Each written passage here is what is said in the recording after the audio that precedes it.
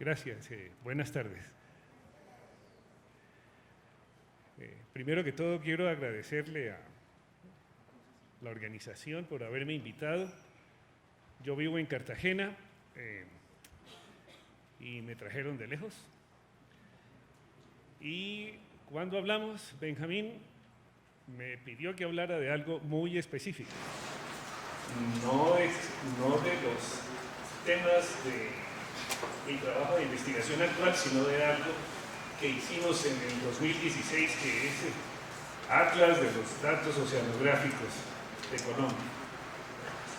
Este libro grandote, espero que no sea, como decía el doctor Cantera, que vaya a ser parte del enorme grupo de libros que no sirvan,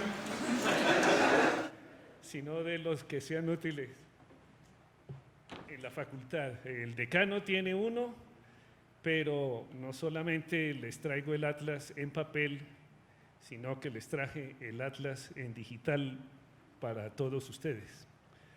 Es decir, esto que les voy a mostrar es el fruto de un trabajo cuyo resultado final está en un aplicativo con datos numéricos para ser usados por ustedes en el mar. Y mi tarea es fácil porque Benjamín empezó hablando de lo macro sobre qué ha dicho el IPCC sobre cambio climático, y Sabrina nos puso en el tema de la parte física, que es la mía, sobre lo que sabemos que se está impactando. Y es difícil seguir una charla cuando Jaime ha hablado primero. Y yo voy a tratar de hacerlo corto y muy concreto a lo que me toca. Este es un atlas que fue resultado de inicialmente, digamos que tiene un lejos romántico, en el sentido que la Armada Nacional está tomando datos oceanográficos desde el año 64.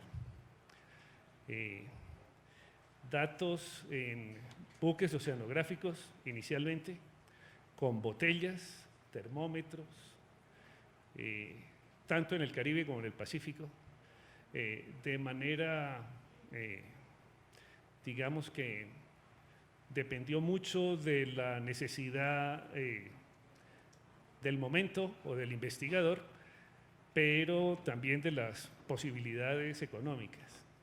Entonces, era muy irregular. Hace unos años, cuando nos impusimos a mirar en dónde estaban esos datos, me encontré con una gran sorpresa, y es que los datos in situ, los datos tomados en las campañas en el mar, se encontraban en papel que estaba metido en bibliotecas húmedas llenas de gorgojos. Estaban en floppy disk que ustedes no conocieron, pero eran unos discos cuando los computadores eran grandes y flexibles, en floppies de los chiquitos. Estaba en todo tipo de formatos y de semitratamientos. Entonces lo que hicimos fue, primero que todo, conseguir el apoyo de Ecopetrol. Que Ecopetrol se interesó por saber cómo era el ambiente marino, especialmente en las áreas donde estaban explorando. Y por esa razón, entonces, pudimos dedicar gente a hacer una fase de arqueología de datos, digamos, recuperar y redigitalizar las cosas. Y de esa manera, entonces, el documento impreso tiene en letras grandes que está dedicado a todos los marinos que estuvieron todos esos días en todos esos mares malos, tomando datos oceanográficos de día y de noche, como es eso, porque lo que hicimos en ese momento era tratar de que no se perdiera el tema. Déjenme aprovechar el escenario para hablar un momentico de política marítima colombiana. un instante de geopolítica antes de entrar en el tema. Colombia limita por el norte con República Dominicana y Jamaica y Haití en una enorme extensión a lo largo de 15 norte, en la mitad del Caribe. Y tenemos en esa frontera con República Dominicana una cordillera submarina que se llama la Cordillera Beata. Es una cordillera rarísima. Esta es una carta náutica en donde, con un poquito de suerte, esta cordillera es colombiana. Su mayor altura está como en 700 metros. Tiene un plano en 1000 metros y entonces hay 1000 metros de profundidad en la mitad del Caribe, entre 4000 metros de profundidad en las dos cuencas. Ese es un sitio lejano, colombiano, al que hemos ido muy poquitas personas y los quiero invitar a que vengan. Colombia tiene una frontera que comparte con Jamaica de una manera muy rara, al norte de 15 Norte. Colombia es soberano en Bajo Nuevo y Serranilla, que son esos dos círculos que están ahí arriba, y el resto de la zona la comparte. Este mapa que está aquí lo encuentran todavía como mapa oficial en las páginas web de la República de Colombia. La frontera con Honduras y la frontera con Nicaragua ha sido cuestionada, arbitrada, mal definida y finalmente impracticable lo que hizo el Tribunal Internacional. Y por esa razón Colombia sigue manteniendo la posición y la soberanía sobre todos esos espacios marítimos. Esos espacios marítimos que están entre los cayos son supremamente intrincados, son una geografía muy abrupta, de la cual les voy a hablar un instante al final, porque hemos encontrado cosas muy, muy curiosas allí. Perdón. Colombia es soberano 400 millas afuera de la costa del Pacífico, no solamente en la cordillera Malpelo y de la fosa de Colombia, sino mucho más allá. Todos esos espacios marítimos están llenos de accidentes, tanto en el piso y con su correspondiente influencia en el medio marino de formas insospechadas. Para hacerles un solo anécdota, hablando de datos oceanográficos, en noviembre de 1982 estábamos por aquí, esto es Arusí, Punta Arusí, tomando datos, noviembre del 82, cuando llegaron los datos químicos de las últimas botellas, de las botellas de 2000 metros, 2500 metros de profundidad, los datos de la química marina que normalmente se mide son los nitratos, nitritos, fosfatos, silicatos, amonia. Los valores que venían en esas botellas eran el 500% de lo normal. Por supuesto, le echamos la culpa a los químicos de la fiesta que habíamos tenido en Buenaventura unos días antes, se tiraron los datos, etcétera, etcétera. Con el tiempo vinimos a ver que la estación en donde las botellas eran locas, había una elevación que iba de 4000 metros a 3000 metros a 4000 en 7 kilómetros de distancia. Muestreamos la pluma turbia de una emanación volcánica sin saberlo, pues, hombre, ¿cómo? Pero la condenamos a la oscuridad. De eso jamás pudimos entender dónde están esas muestras, qué pasó con eso. Entonces, esto de los datos oceanográficos se nos convirtió, al menos a mí, en una circunstancia que la tengo en la cabeza desde hace tiempo. Quiero aprovechar 2 minutos también de geopolítica, porque yo pienso que tener la oportunidad de estar en una universidad y hablar de solamente datos oceanográficos, yo me iba a sentir incompleto. Entonces, les quiero decir que, por principio, empezando en el sentimiento de las personas colombianas, los mares y los océanos de Colombia son parte fundamental de la unidad territorial del Estado. Yo no sé si en el colegio se enseñe esto, pero yo me acuerdo que era normal decir que Colombia limita por el norte con el Mar Caribe, y eso no es así.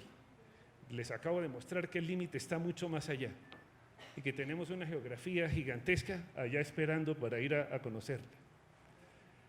Por principio hay un interés del Estado colombiano en desarrollar sus océanos y que para eso tiene un enfoque multisectorial, interinstitucional, multidisciplinario. Pero, ¿en dónde están los intereses marítimos de la nación? Eso era algo que debía ser muy claro para todos nosotros. Nosotros debíamos interpretar en la Constitución cuáles son los intereses del Estado. Y los intereses marítimos de la nación, entendidos como la aspiración del Estado relacionado con el conjunto de beneficios y derechos de carácter político, económico, social y ambiental que puede ofrecer el aprovechamiento y el uso del mar en todas las actividades relacionadas con el territorio marítimo nacional. En ese sentido, para efectos prácticos, lo que necesitamos es generar un acervo de conocimiento general sobre cada uno de estos. Aquí traje algunos. Es muy importante entender cómo vamos a reafirmar y garantizar la soberanía y la integridad del territorio marítimo. Para eso se necesita no solamente hacer oceanografía, sino mucho derecho, geopolítica y cosas que de pronto aquí nos pueden ayudar. De todos estos, tal vez el punto 4, la educación en asuntos marítimos del pueblo colombiano, lo tocaron muy bien los anteriores conferencistas. La investigación científica y tecnológica, que es lo que me trae aquí. Y en fin, por favor miren esta lista con ojos solamente provocativos. Los hay muchos más. Como marino, por ejemplo, hay un interés marítimo en pasar del Caribe al Pacífico. Eso es fundamental para Colombia. Debemos pensar en eso. Y para eso el pensamiento político y el derecho es algo que no voy a tocar. Sobre el Atlas, entonces, lo que les quiero decir es que encontrarán una serie de medidas estadísticas que hicimos con solo 3 parámetros: temperatura, salinidad y densidad. Y con base en ellas 3, y dedujimos una cosa que se llama la corriente geostrófica, que no es otra cosa que el flujo de la corriente oceánica cuando solamente se tiene en cuenta la rotación terrestre y las diferencias de densidad. Ese tipo de corriente tiene en cuenta la gran mayoría del movimiento oceánico. Por supuesto, habría que tener en cuenta 1000 otras cosas y sobre todo la necesidad de medir la corriente, que es algo que solamente hasta ahora se puede estar haciendo en los términos que requiere una climatología.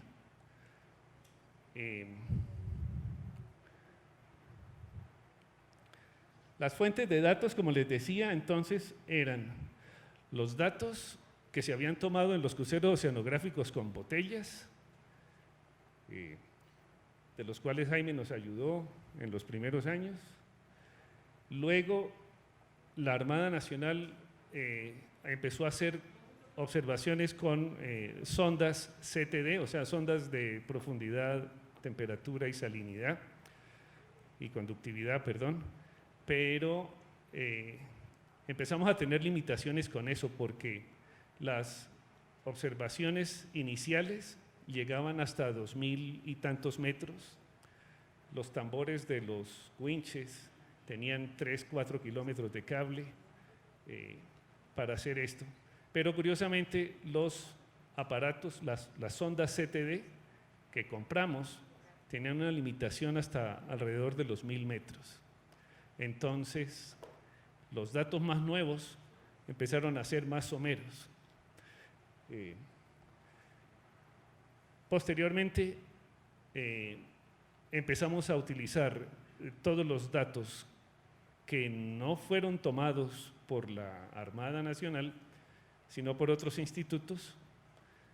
Luego nos dimos a la tarea de identificar cuáles datos estaban en el banco de datos oceanográficos del NODC, del Centro de Datos Oceanográficos de los Estados Unidos. Y finalmente alcanzamos a incorporar la primera generación de datos de Argo, las boyas que Sabrina estaba mencionando. Y con eso fue que hicimos el Atlas.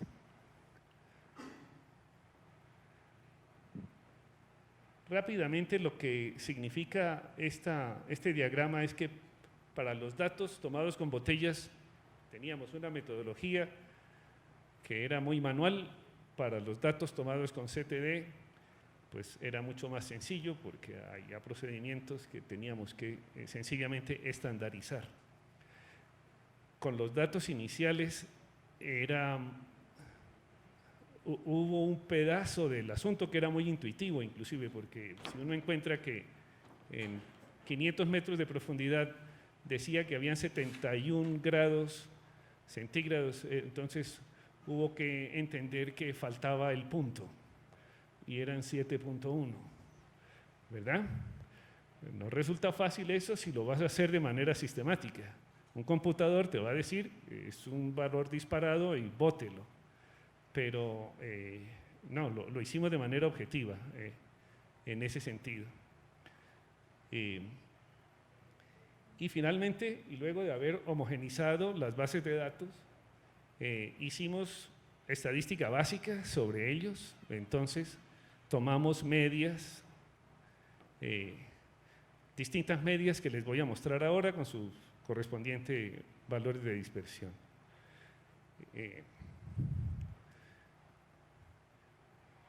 Lo que entendimos que podíamos hacer para poderles dar… bueno, ¿y para qué esto de hacer un atlas? Pues es para lo que Sabrina estaba hablando sobre clima en el mar.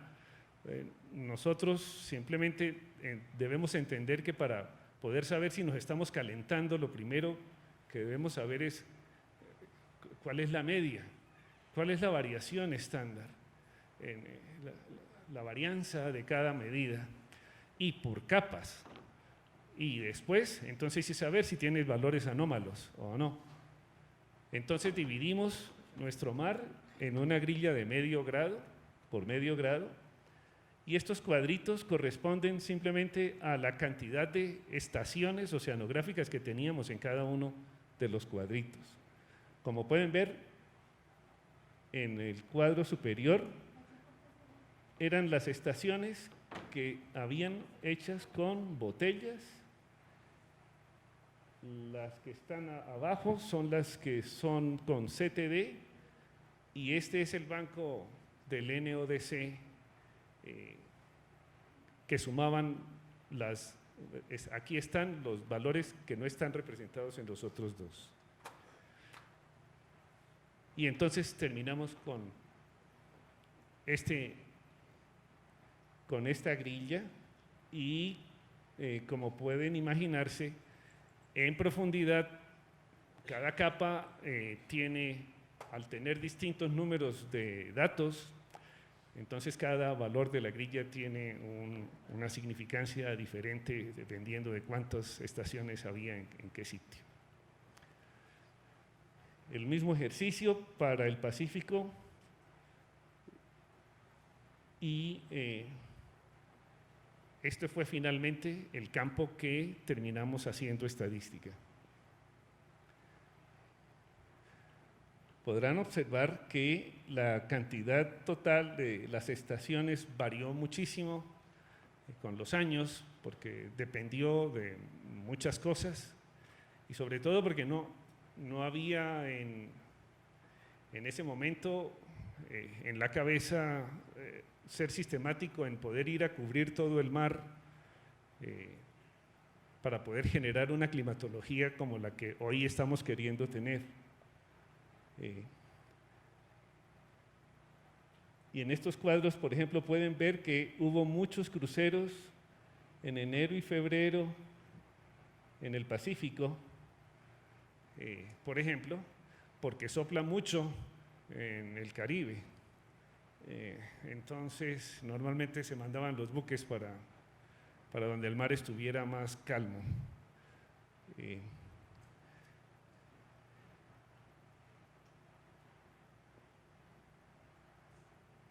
Y luego de haber hecho varios procedimientos, como les decía, terminamos haciendo valores promedios a 0, 20, 50, 100, 200, esas profundidades que están allí.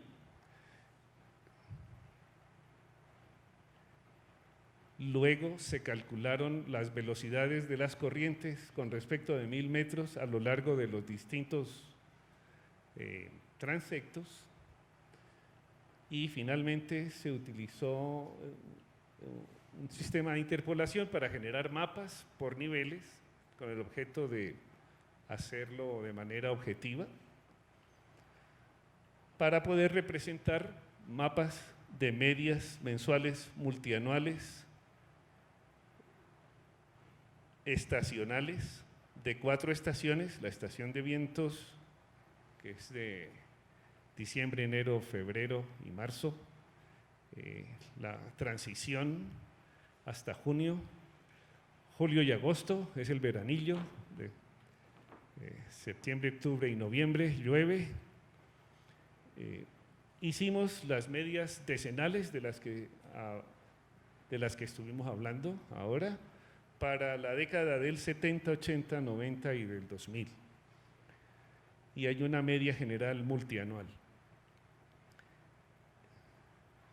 Los mapas se ven así.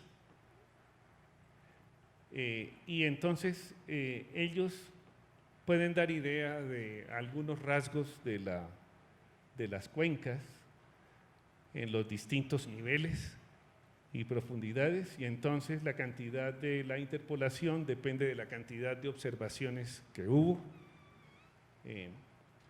lo cual nos pareció que era muy relativo, aunque son interpolaciones objetivas.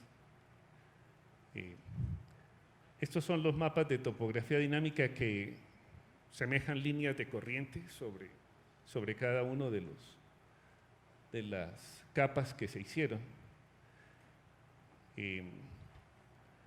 Y también se pueden observar en profundidad, como por ejemplo estas en el Caribe y estas en el Pacífico.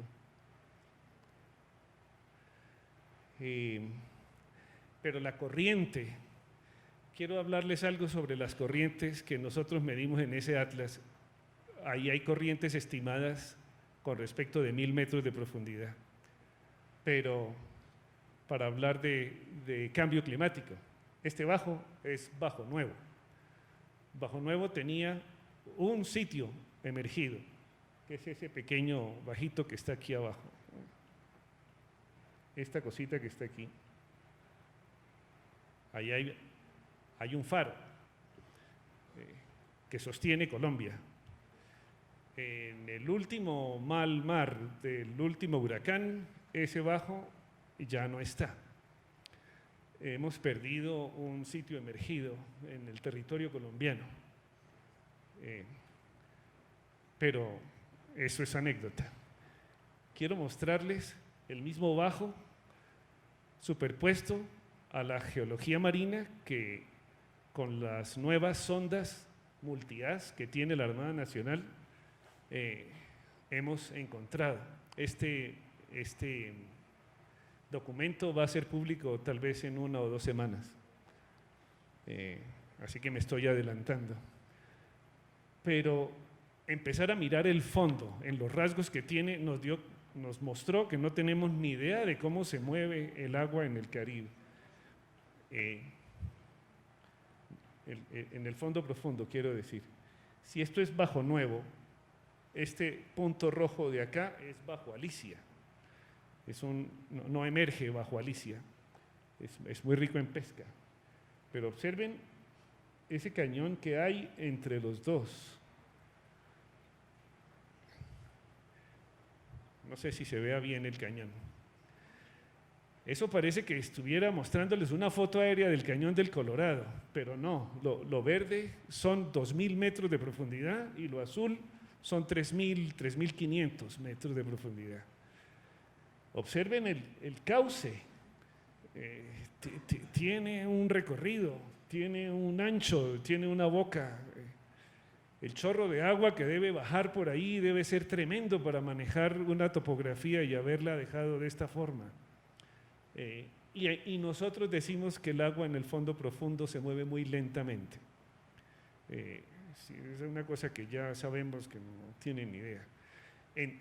Hay un sitio entre Providencia y Roncador que se llama la Depresión Providencia. Creemos que es casi completamente cerrada. Hay valores de oxígeno disuelto en el fondo que nos hace pensar que está muy, muy cerradita y recibe poca circulación. Al lado de ella hay un sitio que parece como si fuera un piso romano lleno de grava. Debe ser un sedimento muy duro. Y para que haya sedimento duro expuesto de esa manera, tiene que haber un chorro de agua gigantesco allá abajo. Todos esos rasgos los van a ver en el próximo atlas geomorfológico que les digo. Pero entonces, ¿cómo se mueve el Caribe? No tenemos ni idea.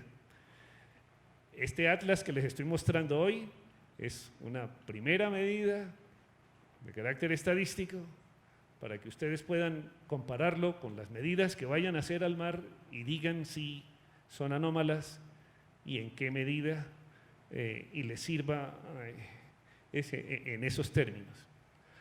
Para que ustedes puedan hacer esos cálculos, el atlas viene con un aplicativo muy sencillo en el cual ustedes pueden colocarle las coordenadas y pueden pedirle los gráficos o sencillamente los datos y demás. Los números se quedan aquí y ahora le voy a dar otra copia al profesor Benjamín para que se las entregue.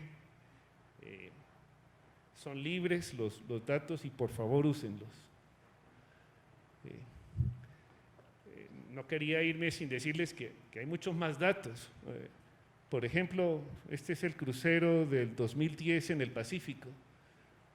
Tenemos valores de oxígeno disuelto, clorofila, amonia, nitratos, nitritos, distribuciones estadísticas en profundidad, fosfatos, silicatos, y todo esto está para hacer el volumen 2 del Atlas Oceanográfico, para el cual necesitamos plata. La Marina hizo su esfuerzo, Ecopetrol nos ayudó en su momento. Hoy me dieron una buena noticia en el almuerzo, y es que Ecopetrol ha ofrecido muchísimo más dinero para el apoyo en investigación científica en el mar. No solamente voy a necesitar plata, voy a necesitar estudiantes avesados en estadística y arqueología de datos y que quieran ir al mar y mirar estas cosas. Finalmente, y para tocar un tema que estuvimos hablando sobre nivel del mar, este atlas no recoge datos sobre nivel del mar, pero solo para decirles de una circunstancia que encontramos en Cartagena, cuando estudiamos los mapas entre 1735 y el 2011. Y es que este gráfico se parece a los que nos mostraron hace poquito, pero son del Caribe. son los datos de los altímetros de estas décadas que muestran cómo varía el asunto en el Caribe, quitándole la señal estacional, pero que invariablemente el nivel del mar está subiendo. Los datos observados en Cristóbal, en Panamá y en Cartagena muestran unas pendientes muy distintas, como pueden ver.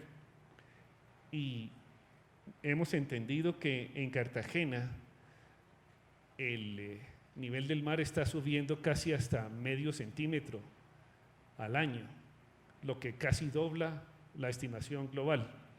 Y no entendíamos por qué. Estuvimos mirando el fondo de la bahía de Cartagena. Lo verde es el lodo plano del fondo, en 28 metros de profundidad. Estos cerritos son diapires, son volcanes de lodo, sésiles, ya están muertos, que fueron colonizados por organismos calcáreos, y quiero que vean este montón de huequitos redondos que hay por todas partes en el fondo de la bahía. Son círculos perfectos de como 20 metros de diámetro, 3, 4 metros de profundidad. Es gas natural escapándose por el lodo de la bahía en cantidades a veces impresionantes. Y entonces no solamente el nivel del mar está subiendo por la expansión térmica, por la desglaciación y por todo lo que oímos hoy en la tarde, sino también porque se está escapando material y la plataforma continental se está subsidiendo. Nos estamos hundiendo. Entonces, el problema en Cartagena es un poquito más grave que en el modo global. Comparando los mapas de 1735 con los actuales, lo que está en rojo hace falta. Isla Abanico, que es una isla muy grande que tiene páginas históricas puestas ahí. Desde ahí se defendió Cartagena. Solamente queda el pedacito que está aquí en verde y debe desaparecer en 2 o 3 años. Entonces, el cambio climático es una verdad, independientemente de lo que sea, es una verdad y está ocurriendo ya y está ocurriendo rápido. Que si hay influencia humana o no y toda esa controversia, yo lo que les quiero decir hoy es que el calentamiento global es inequívoco. El sistema se está calentando con todas las consecuencias. El nivel del mar va a seguir subiendo en las próximas décadas sin lugar a dudas. El pH en el mar parece estar bajando sistemáticamente sin lugar a dudas. Entonces, no hay que quedarse en eso. Yo creo que mis antecesores en este podio lo dijeron mejor que yo y hay que entrar a tomar acción y hay que empezar a mirar en dónde debemos ser resilientes y decir aquí nos paramos y no nos vamos. El casco amurallado de Cartagena, por ejemplo, merece la pena intentar sostenerlo. Pero las zonas bajas de la Ciénaga de Tesca, donde están esos barrios bajos, pobres, estoy seguro que sería mucho más fácil moverlos a tierras altas con servicios y que intentar ser resilientes en esos sitios. Entonces la adaptación tiene que ser diferente para cada cosa y hay muchísimo que hacer en eso, hay muchísima ingeniería de por medio también. Nosotros los humanos nos hemos destacado por ser muy ingeniosos cuando hemos tenido dificultades. Así que Lo que quiero dejarles es decirles que hay mucho por hacer y que allá en Cartagena los estoy esperando. Muchas gracias.